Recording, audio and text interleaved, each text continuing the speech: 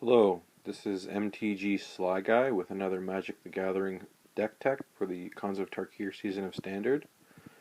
Today I'm just going to be showing you an updated version of my Sultai control deck, sort of a Sultai control 2.0, so I'm just going to quickly go through it. For those of you who have seen my other Sultai control video, it's mostly the same. I've just pretty much completed all of the card changes that I wanted to do and then that I touched on in the first video. So quickly going through the mana base. I have 6 basic forests, 3 islands, 3 swamp, an Urborg Tomb of Yawgmoth, 2 Opulent Palace, 4 Polluted Delta, 2 Llanowar Wastes, 2 Temple of Malady, 1 Temple of Mystery, 1 Temple of Deceit, and 1 Dismal Backwater for a total of 26 lands.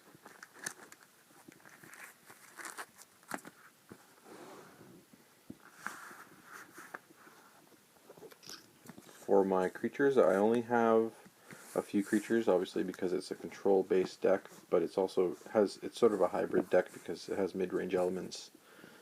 Creatures for defense, 3 Sylvan Caryatids because they're a good card, mana dork. Same thing for the Coursers, 3 Coursers, and then for late game win cons, 2 Pearl-like Ancients, 6/7 with flash for 7, can't be countered, has prowess, and you can return it to your hand by returning 3 lands you control to your hand, or to their owner's hands, which would typically be your hand. For non-creature spells, I have 3 Thoughtseize, 1 Despise, 2 Bile Blight,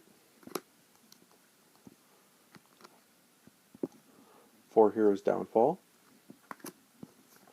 1 Drown in Sorrow main board because there's a lot of aggressive token decks and X1s and X2 decks out there, and none of my creatures die to this, so main boarding one isn't really a risk. 1 Drown in Sorrow.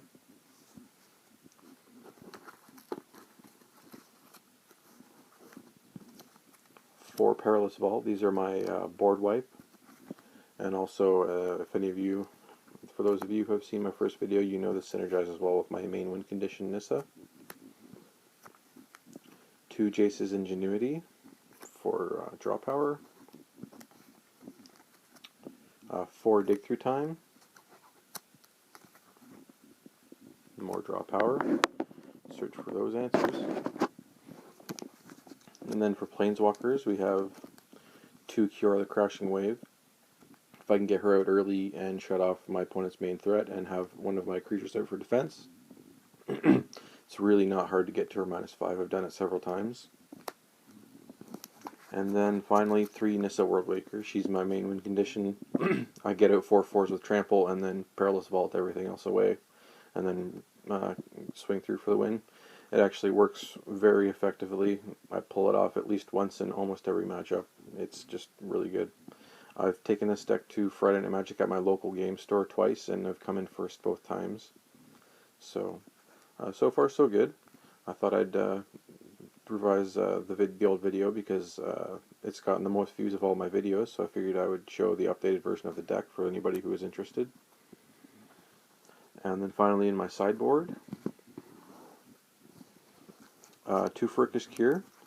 In my local meta, there's not a lot of Rabble Masters right now. There are a few, but mostly what this has been getting for me personally is Seeker of the Way. Seeker of the Way and Monster Swift Spear in the aggressive creature decks, and sometimes token decks also run those cards for their prowess triggers. But yeah, Frickus Cure is pretty good. It also, Fabled Hero is another card in my local meta that this has done good things for me against.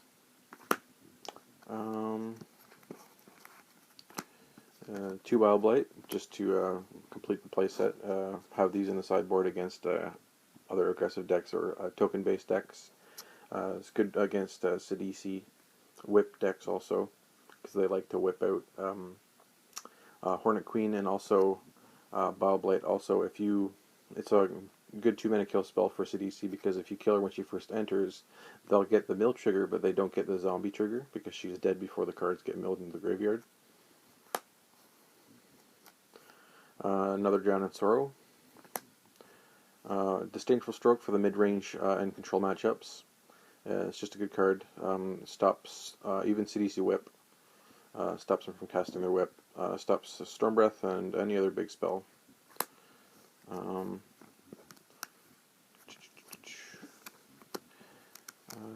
Hornet's Nest, also for the mid-range matchup. Any creatures, big creatures that come in, I can just throw those in front of it and get a bunch of Death Touchers that usually put a stop to most of their plans. Prognostic Sphinx, it comes in for control. It's good against control because it's rather difficult for them to remove. I have draw power, and I almost always have a land in my hand that I have really not a lot of trouble discarding to help feed my Delve. And so he's pretty much got hexproof, and he's also good against the mid-range decks that run Stormbreath Dragon because they just bounce off each other. So it's 2 of in the sideboard. And of course, having the ability to just scry 3 every time you attack is pretty sweet.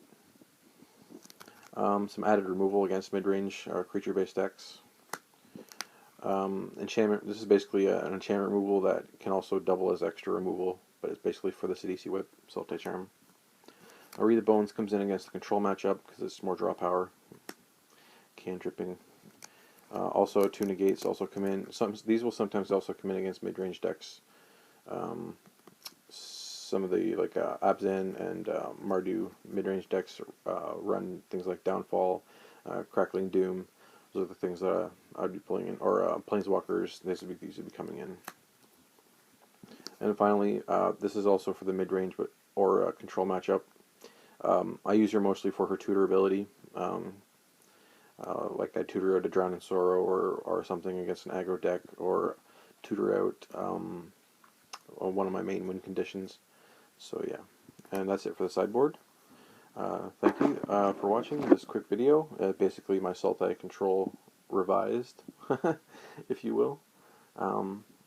As always, feel free to like, comment, share, subscribe, make recommendations or things that you would do differently. And have a nice day.